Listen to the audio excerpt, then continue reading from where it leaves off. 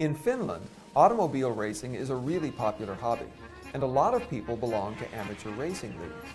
Now, these clubs want the winners to be the best drivers. The actual cars shouldn't make all that much difference. The clubs really want the cars to be, well, junk.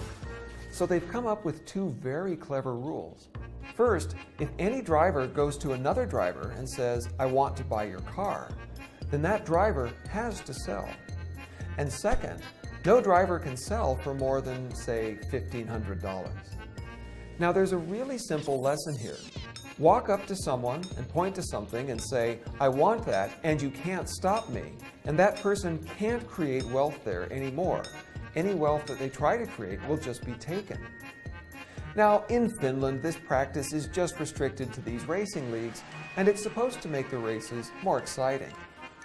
But imagine the devastating poverty that would be created by plans like this for people's homes, or their farms, or their businesses.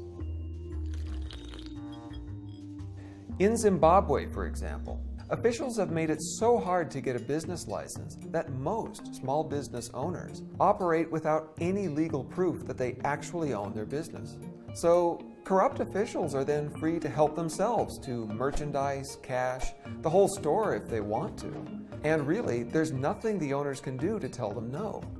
These people can never create wealth in their businesses, and so they stay poor. Now, Zimbabwe didn't always work like that.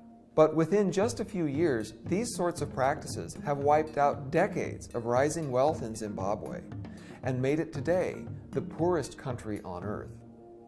That's because doing less to protect ownership turns out to be a really effective way of creating poverty. In fact, it's so effective that people can actually use it to design poverty with surgical precision. It's easy to think that laws protecting ownership mostly favor the wealthy. But the fact is that people who are already rich and powerful and politically connected can get a lot more favors when ownership is vulnerable.